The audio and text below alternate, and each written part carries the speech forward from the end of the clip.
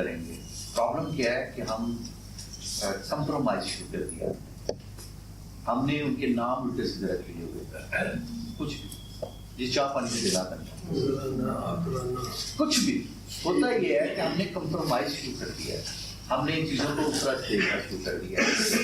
میں آپ کو کبھی نہیں کہوں گا کام ہو نہ ہو, جائز ہے ناجائز ہے جو بھی ہے. میں آپ کو بتاتا ہوں, میرے ساتھ بعض قدرت آپ کو روک رہی ہوتی ہے.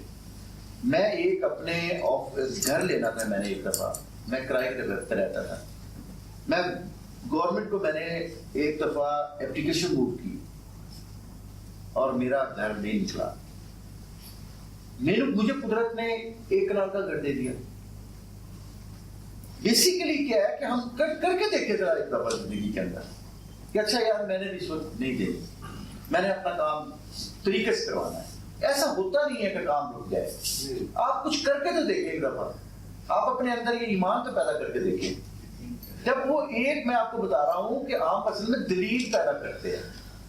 باؤ فرماتے ہیں کہ دلیلہ چھڑ وجود ہو ہوشیار فقیرہ ہو, بن توکل پنچھی اٹھتے پلے خرچ نہ دیتا ہوں. روز روزی اٹھ کھان ہمیشہ نہیں کرتے نال ذخیرہ ہو. سونا رب بچاوے باہو پتھر میں کیڑا ہو. یا اس کا دلیل کون سی ہے؟ پتھر میں کیڑا, اس کی کیا دلیل ہے؟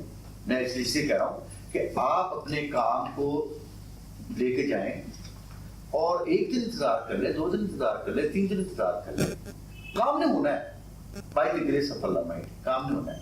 لیکن جیسے ہی آپ نے کرپشن سوچ لیا مائنڈ میں, سوچ لیا نا, وہ ساری باڈی کرپٹ ہو گیا. آپ کی سوچ, آپ کے نیورون سیل, آپ کے کاپنگ سیل, آپ کی جتنے بھی آرگن سیل ہیں سب کرپٹ ہو کر دیا. اصل میں وہ مطمئن ہی نہیں ہوتے کہ کام ہو رہے ہیں. ہاں جی, دینے کے بغیر. ہاں جی, اس وجہ سے وہ پرابلم. میں یقین کیجیے گا کہ ایک شخص کو یہاں بلاؤں گا, آج ہے نہیں, وہ منظور صاحب میرے دوست ہے.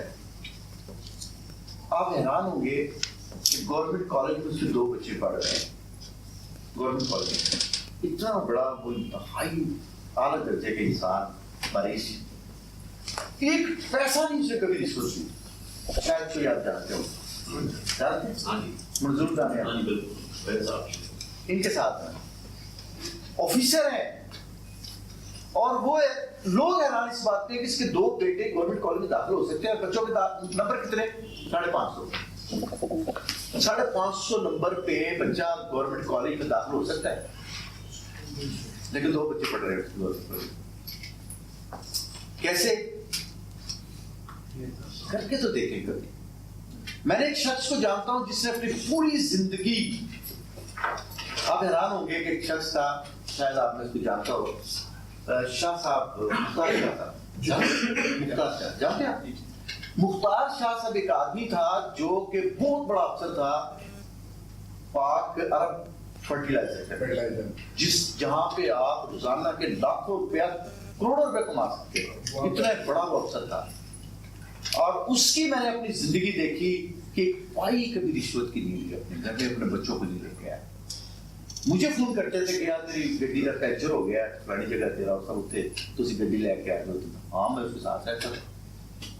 یہ پرابلم کیا ہے کہ ہم نے اصل میں ہمارے اندر نا رحم نہیں ہے, ہمارے اندر اللہ کی رحمت. میں نے آپ کو بتایا تھا حضرت بابا جو سلار والے تھے, بابا صوفی برکت صاحب, وہ ایک ہی بات کہتے ہیں, کہتے ہیں عبادت سے کیا مراد کہ اللہ کی رحمت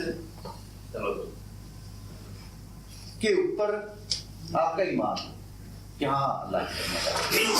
بیسیکلی یہ کہ ہم اللہ کی رحمت کو مانتے ہی نہیں, ہم اللہ کو مانتے ہی نہیں. بس صرف یہ ہے کہ ہم نماز روزے ہر چیز میں لگے ہوئے بس صرف اللہ کو مانتے ہیں. اللہ کو مانتے ہیں, نہیں اللہ کو بھی نہیں مانتے. اس کی ایمان کو سارے مان لیتے ہیں. اللہ اگر میں ایک مثال دے رہا ہوں کہ اللہ آج تھوڑے کو آج بھی صبح تھی دفتر جا رہے ہو, اللہ کا بھی نہیں میں تھے, میں آج تو پچھلے سال میں نے گزارا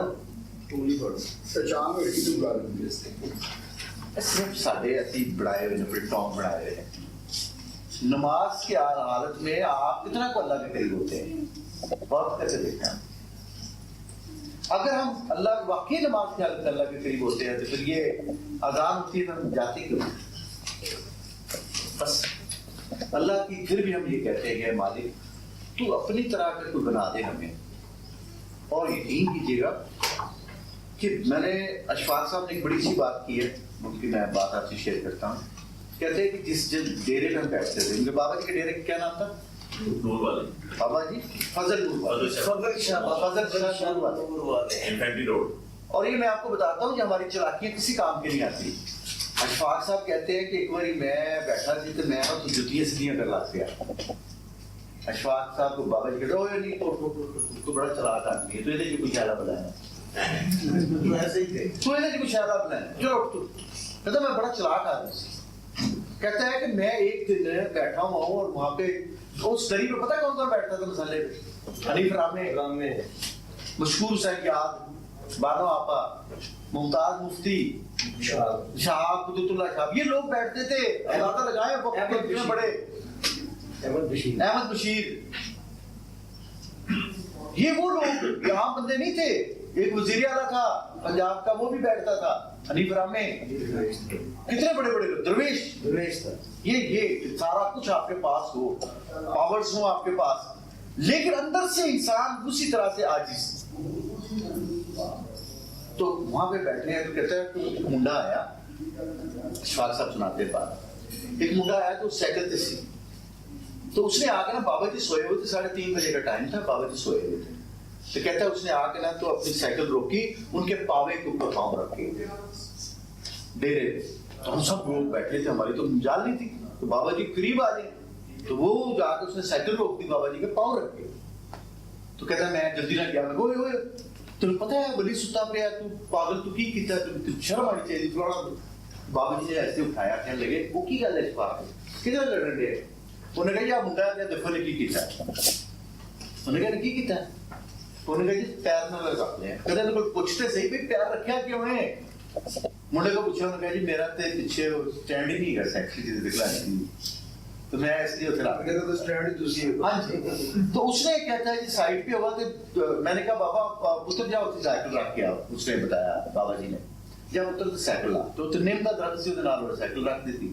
واپس آیا, کہتا بابا جی یہ کی کرتے پہ نہیں آئے اتنے سارے بندے؟ انہیں کہا کوئی کھانا پینا پکان لگے نے تے ایک مٹر چھلنا ہے. تو انہیں کہا پھر, انہوں نے کہا جی میں کہنا میں تجھے کو چل تو مٹر چھل. کہنا جی مٹر چھلدے وہ کوئی 3-4 مہینے تو بعد وہ دی ڈیوٹی لگ گئی, جا تو ڈیرا غازی خان تے تو اپنا جا کے اپنا کام. تو میں کہا بابا جی اسی اینے سالاں تو تہاڈے کولے تے بچے کرنے. کہندے اے دی سلیٹ خالی ہے, تہاڈی سلیٹ بھری ہوئی ہے. کیا بات, یہ سلیٹ خالی ہے.